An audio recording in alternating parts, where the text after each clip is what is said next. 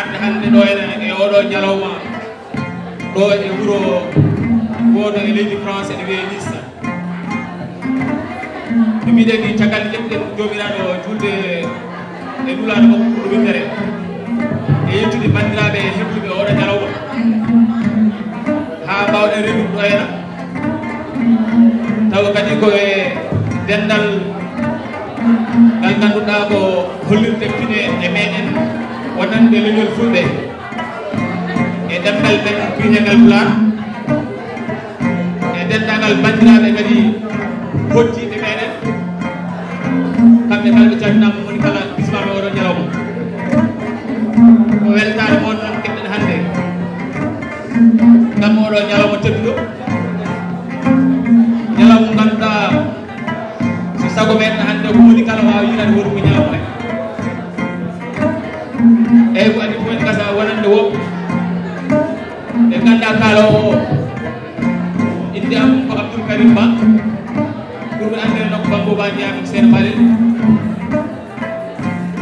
eyyi en beltidima noon en jettimo noon hono hoorejo oɗo ñalawma hono bani meɗen debbo mo ganduɗa mbiyeteɗo Sokhna Rami Fall e dendagal ɓe o rendi feere e rendu gollal ha oɗo ñalawma wawi yiɓɓinede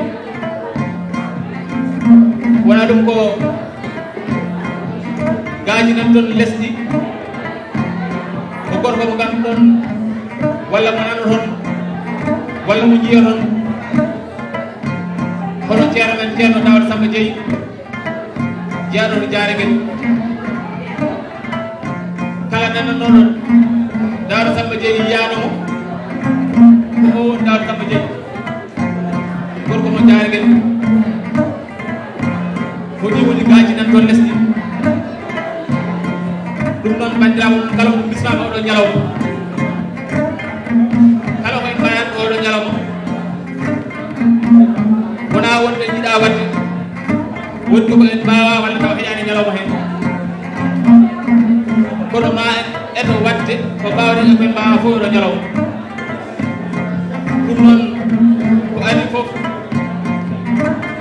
eɗen dokka hono hoorejo ndeɗo fedde ganduɗa hebluɓe oɗo ñalawma ha oɗo ñalawma tan hono Sokhna Rami Fall walla ɓen Sokhna Rami Anne o wawa salmodirde bandiraɓe o bismo kadi bandiraɓe dendagal ardiɗoɓe e oɗo ñalawma ɗum noon Sokhna Rami Fall dendagal fulɓe hooli kettima e haalirde renno renma ɓuural ɓamtare wonko toon to Colombus Ohio tawa wonen karallagal toon ko Babel Anne kaɓirɗe ka kadi jogui noon Tidiane Kane ɓuuɓi haalirde ɗo musidɗo mon mbiɗon Abdoul Karim Ba ɓuuri andire Bambo Ba ɗum noon Sokhna Rami Fall bisimilla ma e banden. Assalamu aleykum. Assalamu aleykum. Ça va. Assalamu aleykum bandiraɓe fulɓe bandiraɓe nisnaɓe rewɓe nisnaɓe e worɓe nisnaɓe sukaɓe moɗon e mawɓe moɗon onon fof on calminama e dow inde association partage 06 on calminama on juurama pamanoɗo ñalawma hande ko ñalawma meɗen ko ñalawma fulɓe ko ñalawma jolfuɓe ko ñalawma seeraɓe ko ñalawma joolaɓe ko ñalawma kala garɗo e jinnoɗo arde ɗo mo arani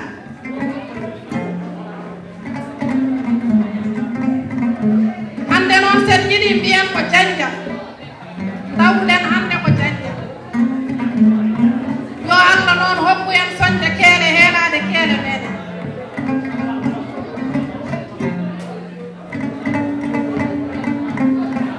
association partage 06 ene salmina hoɓɓe ɓe nodduɗen moori en arɓe tawede oɗo ñalawma kala mbaɗaɗo ɗo invité ene bisma e ñalawma he ene weltina hen weltare nde ko enen fondin so ɗum yeeyi ha ɓenni mi juppa seeɗa e français par ce que eɗen jogui des invités qui sont là présents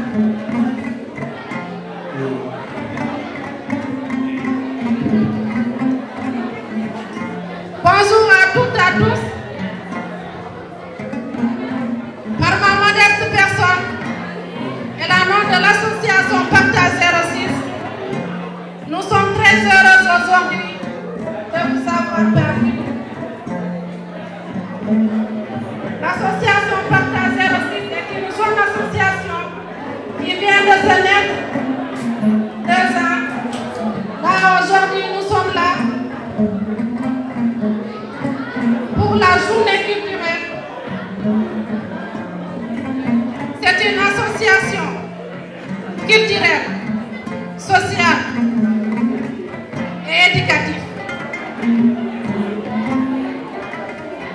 Le but de notre association, c'est de partager, d'échanger et de mieux vivre ensemble.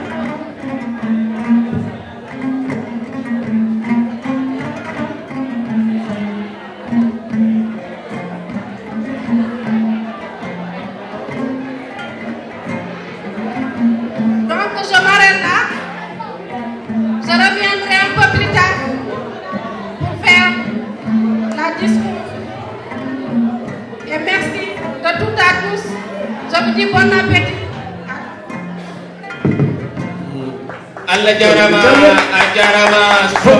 la présidente Rahi Fall walla ben tona Rahi an kanko keɓiɗon dande mum joni eyi eɗen jittini bandiraɓe tan oɗo saaha mo kalten ɗo eɗen jokkodiri e radio wotere wiye radio Rendo ho rendama ɓuural e ɓamtare ngam yaajude oɗo ñalawma ha dendagal ɓiɓɓe fulɓe kalɗuma e wonde mbawa famde enen kala no jaaɗen ko enen ndendi kala to gonɗen en jejjita ko gonɗen ko ɗum waɗi noon hande ko weltare kam heɓden partange hawɗo oɗo saaha wonande teskiɗe e lewru jawruɗu walla lebbi jawruɗi en keɓino hono oɗo ñalawma o kadi ko ñalawma weltare hande kadi yatti hen ɗum noon ko ñagade tan jomiraɗo o nde o rokkata hen kadi muñal kadi rokka hen kadi muñodirde e nder meɗen ha mbawen ɗiɗo ñalawmaji e honɗi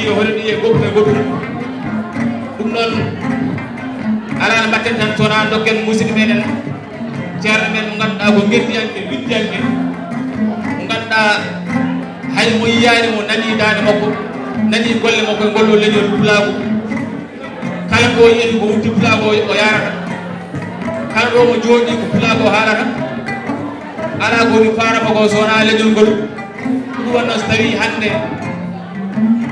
en bisbimo ɗo Daouda Samba Diaye ganden en mbaɗi ko poɗɗen wadde ɗum noon ceerno Daouda Samba Diaye dendagal France naɓe kala ne kettima ene bisma ɗo e leydi France dendagal Nice naɓe ene bisma ɗo e Nice e dendagal oɗo gomo biyeteɗo partage 06 aɓe bisma e ɗo Nice ɗum noon Seydi Diaye bisimilla ma e bandiraɓe ma.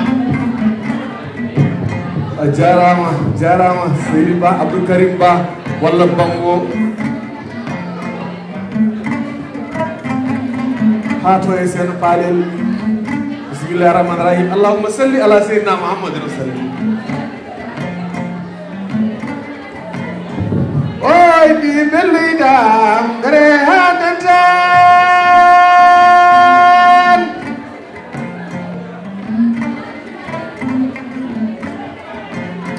oy ɗi belliɗam gare ha dantan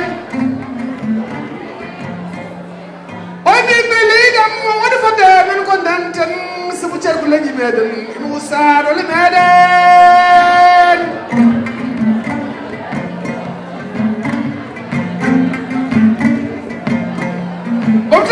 ala so dental oɗani hay pol ko ala so dental oɗani kadi kiɗoɗeren nanguɗeren jamgo pol ko oɗa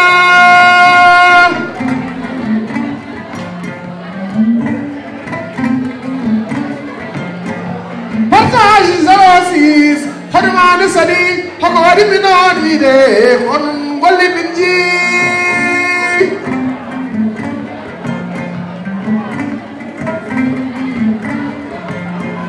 partage 06 hono mon misali hoko waɗi mi noon wiide onon golli min jii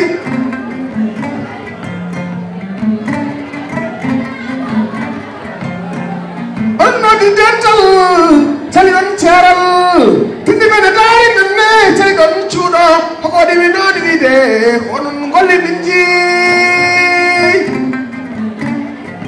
pour un Africain de l'Ouest ayant grandi dans l'héritage des empires de Moyen-Âge, le Songhai, le Soraï, le Mali, le Ghana, le Tekrour, la musique est une parole. La parole est un verbe. Et le verbe est créateur. Mesdemoiselles, mesdames, messieurs, bonsoir.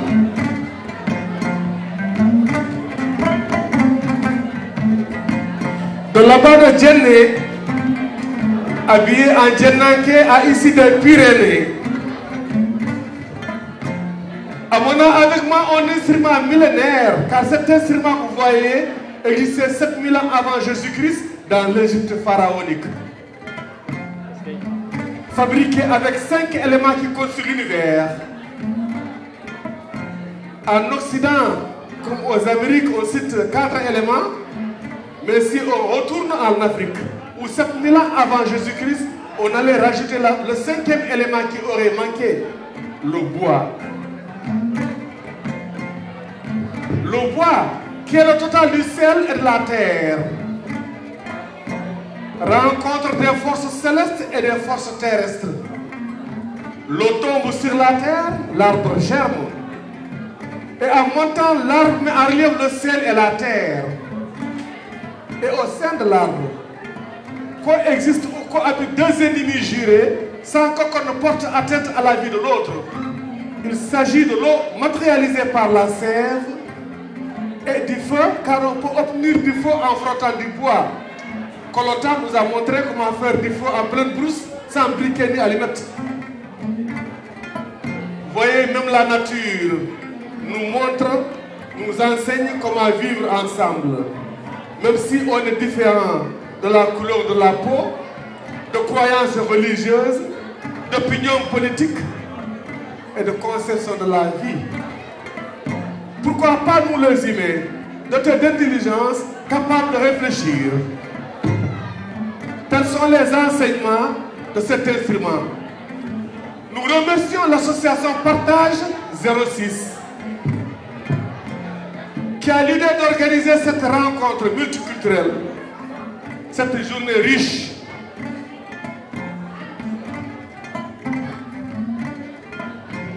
Pour présenter ici en Occident l'une des faces de l'univers vaste de la culture et de la tradition africaine.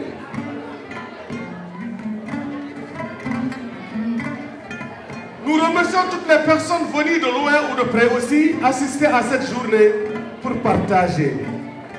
Car l'idéologie dans laquelle nous sommes éduqués et grandis, c'est le respect de soi, mais dans la compréhension de l'autre. Aller vers l'autre, devenir l'autre en restant soi, en gardant ses valeurs. Donner à l'autre tout ce que l'on a, lui prendre tout ce qu'il a, mais dans la parfaite complémentarité. Nous remercions Radio Rendo de sa présence parmi nous. Nous remercions toutes les communautés vivant, sauf l'eau, vivant à Nice, qui sont venus partager ce moment agréable.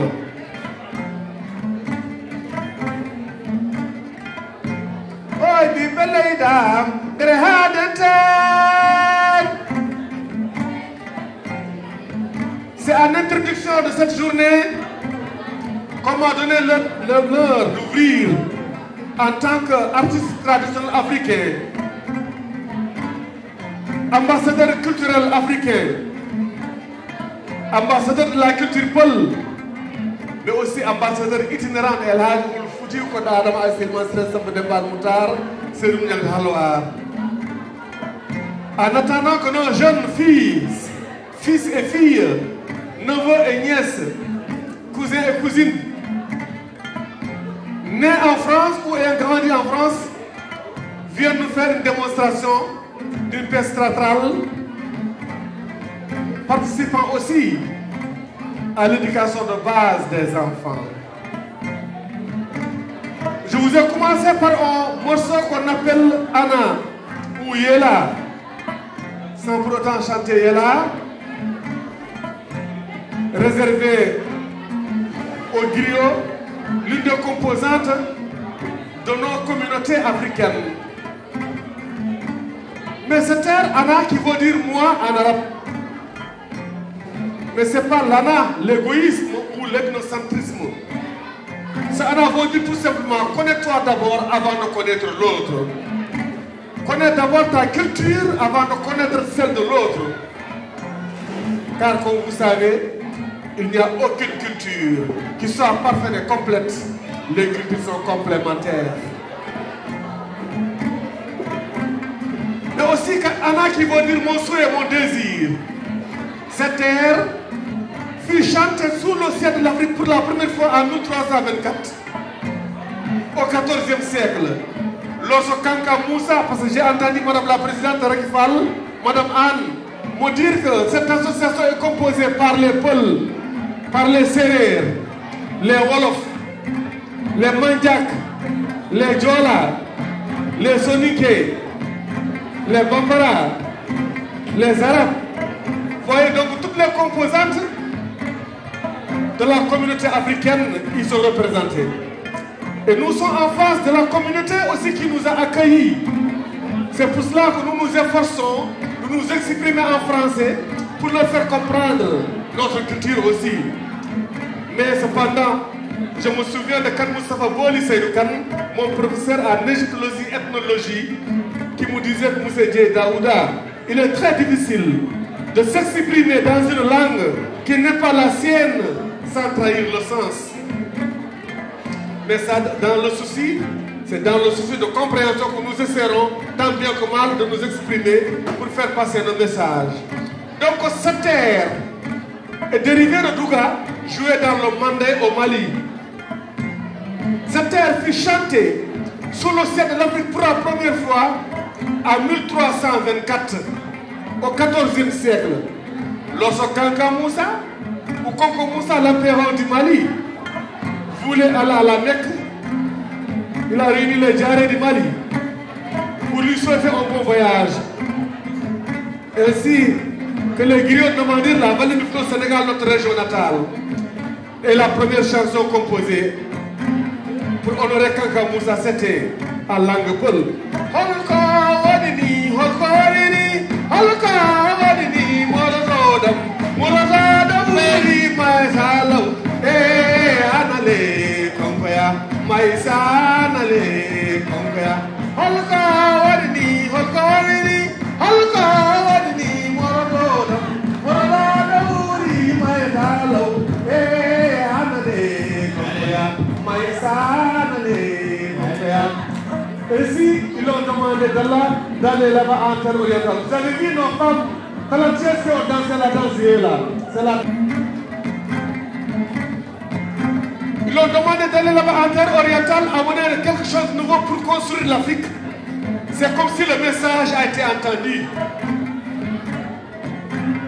Il est parti avec 15 000 serviteurs. Chaque serviteur avait une baguette d'or. Lors de son pèlerinage, c'est cette donnée de l'aumône en or. Et en revenant, il est revenu avec le plus grand architecte de l'époque qui s'appelle Essaheli. Essaheli qui a construit l'université et la mosquée de Djedé à Sankhoré au Mali, et c'est vérifiable. Car cette université et cette mosquée, ils sont encore. J'ai monté dessus l'année dernière. Cette figure et ce voyage figureront sur les cartes des géographes de Marc en Espagne, et c'est vérifiable. Mais moi j'ai choisi cette terre ancienne pour y mettre une composition récente afin de véhiculer un message de paix, de rapprochement des communautés. Pour aider les uns et les autres de déchiffrer les codes sociaux pour la meilleure compréhension de l'autre. La première plage d'unité, car l'union fait la force, telle que j'ai senti en langue peul au début, dental woni doole, surtout de moƴƴaɗi yo Allah hokku en no jokkodirde e rendude. Amin. La deuxième plage, l'universalité de l'être humain.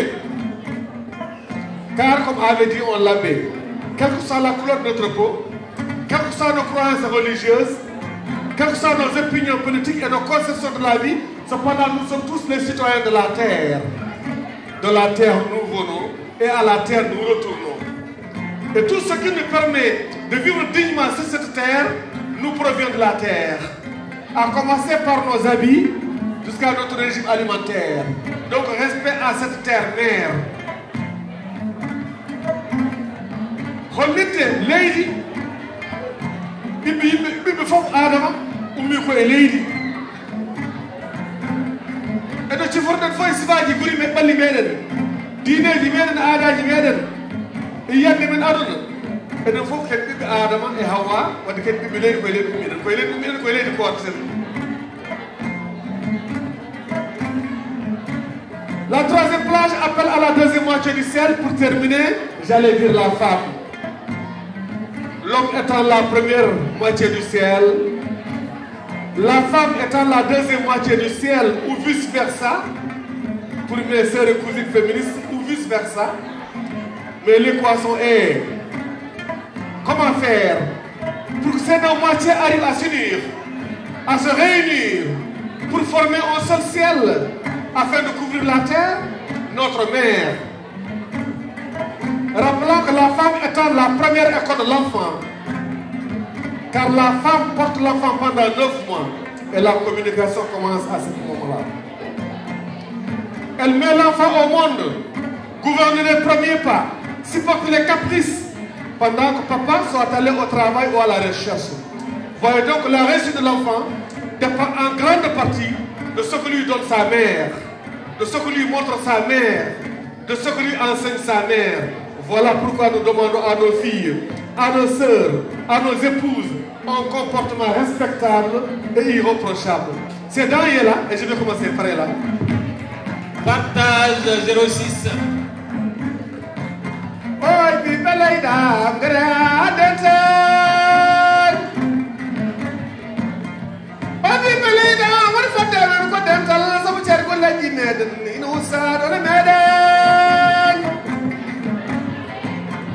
Afrique, Amérique, Asie, Europe, Océanie, Australie, Camène, Yuma, comme dit Baba, Foudou de Baba, Dexit, on a du break, Yuma Kabara. Du désert éblouissant de lumière au bleu rivage des océans. Du Sahel couleur de miel à la verte forêt gorgée de sève, j'ai chanté le monde, ce peuple qui s'est fracassé pour engendrer l'Afrique, l'Amérique, l'Asie, l'Europe, l'Océanie. Toute cette facette, le compte n'a d'un seul être, l'homo sapiens, qui est l'être humain d'aujourd'hui. Donc ce n'aurait pas été l'erreur humaine, il n'y aurait pas de conflits mondiaux, il n'y aurait pas de la guerre mondiale. Il y aurait que de la paix et de la fraternité. Car comme avait dit Mahatma Gandhi, le faux président des Indes, que la violence est la loi de la vertu. La loi de l'homme est la non-violence. Car la violence engendre la violence. Mais Félix Houphouët-Boigny aussi, le faux président de la Côte d'Ivoire, avait dit de son vivant que la paix et la démocratie, ce n'est pas un mot, mais c'est un comportement. Et vous qui êtes dans cette salle aujourd'hui, vous avez prouvé que vous n'êtes pas allergique à la différence. Car vous avez compris que la diversité c'est une richesse. Nous disons bravo et merci encore.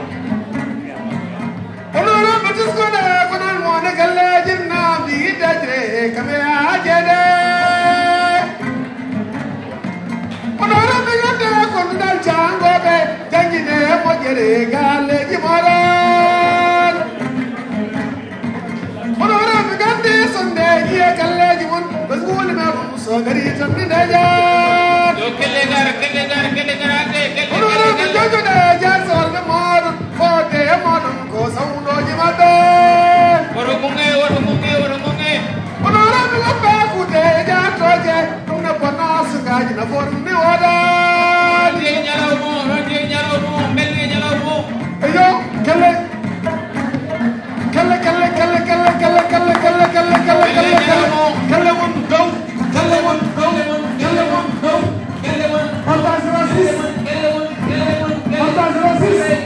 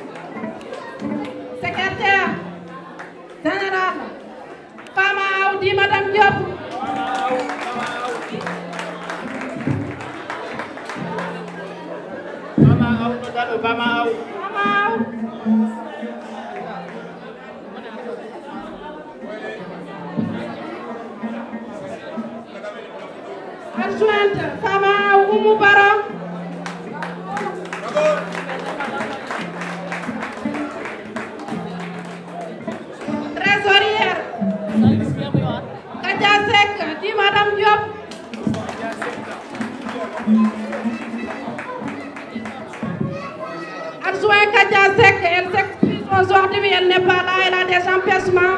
Aminata Sow.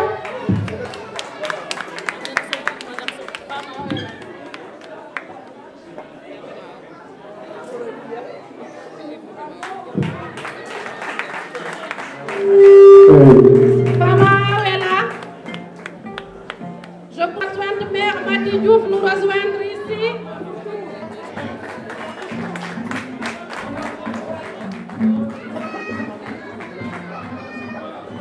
Il y en a aussi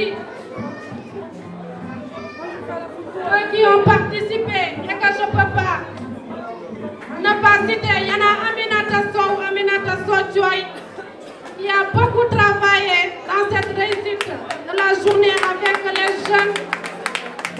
Aminata Sow, Aminata Joy, Marie Djigo et Mamadou Ndiaye qui n'ont ménagé aucun effort. Je remercie Mamadou Anne et sa famille aussi et l'ensemble des Niçoises et des Niçois qui sont ici parmi. Merci à tous. Merci son arrival, merci beaucoup, merci à Diago. Partagez 06, partagez 06.